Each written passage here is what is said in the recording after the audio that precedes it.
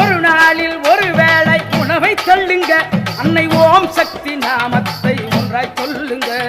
பக்கத்து வீட்டு சக்தி மாறை கூட்டி வாருங்க, பக்கத்து வீட்டு சக்தி மாறை கூட்டி வாருங்க.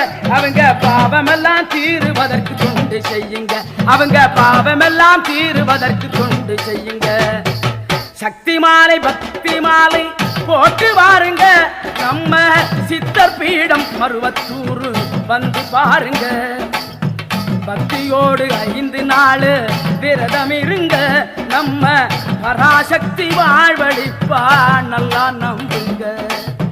பராசக்தி வாழ்வழிப்பா நல்லா நம்புங்க. ஓம் சக்தி பராசக்தி, ஓம் சக்தி பராசக்தி, ஓம்